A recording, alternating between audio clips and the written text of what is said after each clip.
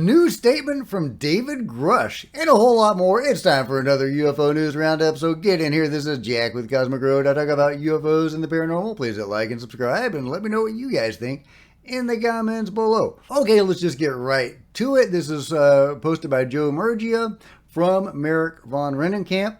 David Grush gave Merrick a statement. And David says, I am not aware of any of the 40 primary interview subjects that formed the basis of my ICIG whistleblower complaint having gone to Arrow to be interviewed. The witnesses conveyed to me a lack of trust in Arrow in the command climate. Yeah, isn't that crazy, guys? He also said, I am only aware of 3 individuals with mostly secondhand knowledge that were interviewed by Arrow that I also spoke with some years back during my research process. Those individuals did produce some interesting leads I followed, but it appears Arrow did not have the expertise to distill the information they were given, as it should have provided them access to a large body of foreign intelligence and other U.S. program information I had access to that is not reflected in the Arrow Historical Report, Volume 1. I love it. So some bold words from David Grush on Arrow. Of course, we have Congress right now potentially launching an audit of Arrow, which I love. So David is really, firing into that. And I think that's, good timing, and exactly what we need is to put some pressure on Congress to pass that audit in the NDAA. So, I don't know if that's going to be passed or not. Who knows if that will ultimately be signed into law, but I'm very excited about the potential of uncovering the corruption and the cover-up in Arrow, because Arrow is, really... It's kind of the face of the UFO cover-up. I mean, it's what we can see. It's obviously the tip of the iceberg, but the rest of the iceberg is hidden. It's under the water. I mean, we have parts of it. We know Lockheed Martin, Area 51, Wright-Patterson, Boeing, etc. They're all involved in it somewhere. But we don't have a lot of names and faces we can put to it. But we do have Sean Kirkpatrick and the current acting director. And, we have Arrow as a body that seems to exist to perpetuate the UFO cover-up. Obviously, they're not doing this independently. So if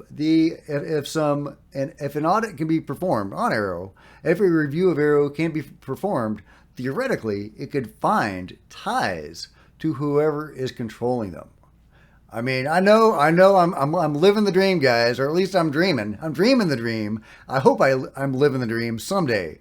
So we'll see if that happens. Let me know what you guys think. Is that possible? Let me know in the comments below. Either way, great words from David Grush.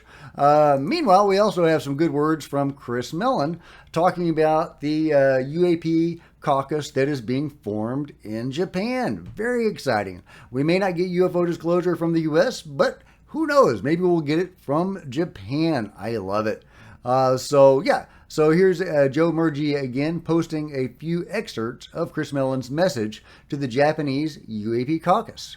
Mellon says, were it not for action by Congress, the public would still have no idea how many near mid-air collisions with UAP have occurred, how often UAP are being reported, or the frequency and extent of UAP reports. UAP today would still be violating military airspace with impunity. This is why it is more important than ever for legislators in modern democracies to vigorously monitor and challenge the policies, priorities, and budgets of government agencies, especially those entrusted with national security responsibilities. This is not micromanagement. It is akin to an effective board of directors focusing on strategy and requirements. I was stunned to repeatedly see desperately needed reforms fiercely opposed by the Department of Defense, the military services, the Joint Chiefs of Staff, and often even the White House. Now, he says he's stunned.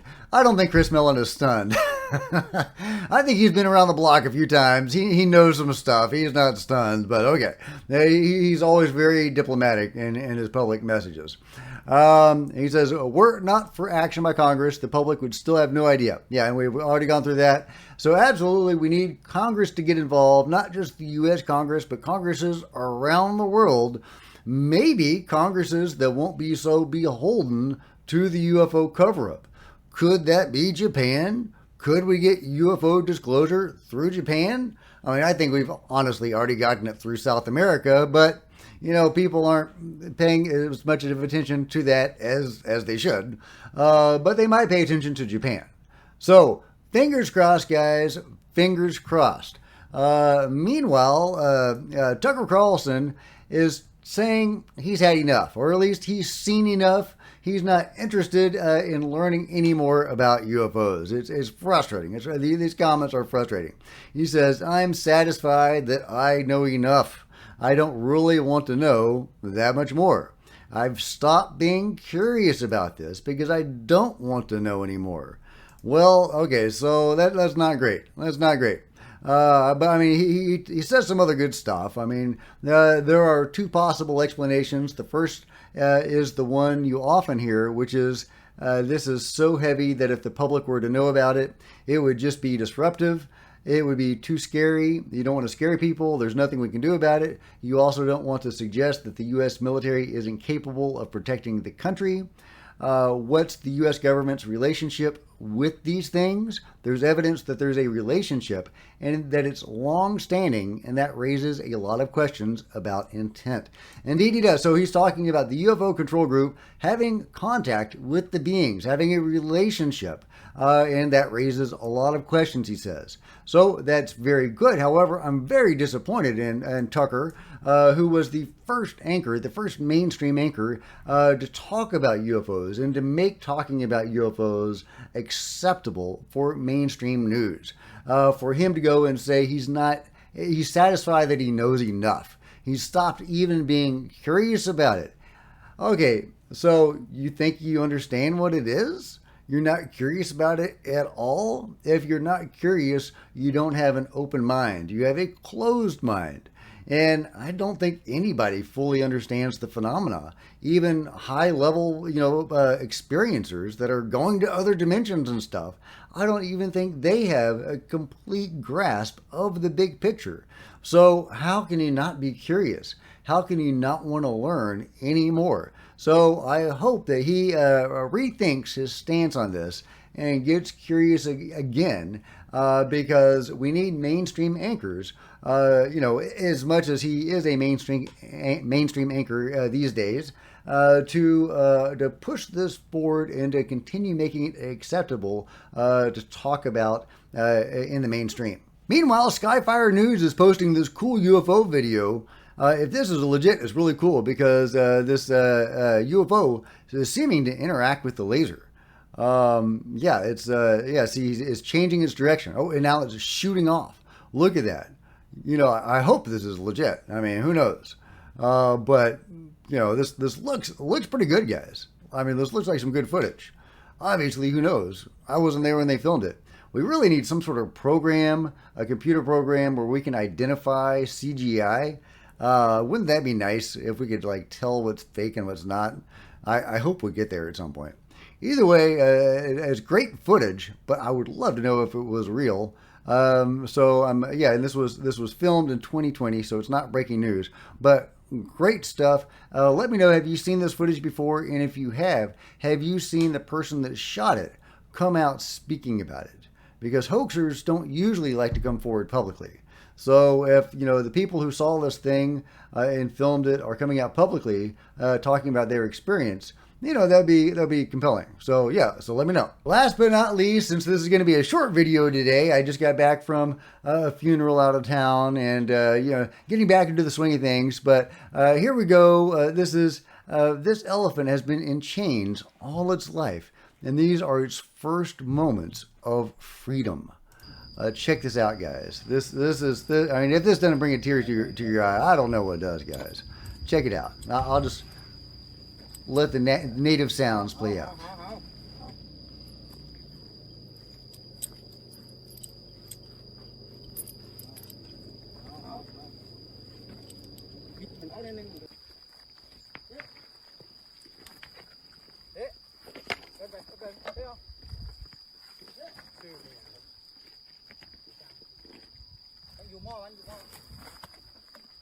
You're free, Joy.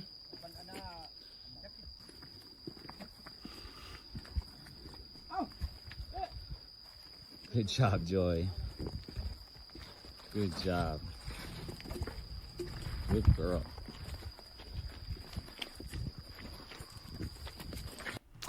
Alright guys, let me know what you think about that and everything else covered today in the comments below. And if you've enjoyed this video, please give me a big thumbs up. I would sure appreciate it. Smash the like button and the subscribe button and the bell to be notified of future videos. You don't want to miss a thing. Join me on social media, Facebook and Twitter, links below. Love to see you guys there. If you wanted to support Cosmic Road in a bigger way, consider grabbing a coffee mug or a t-shirt in the merch store below, or by becoming a channel member. Channel members are rock stars, and I really appreciate you guys' support. Thank you very much. Meanwhile, there are plenty of other videos on the channel, and I'll see you guys next time. This is Jack with Cosmic Road, signing out.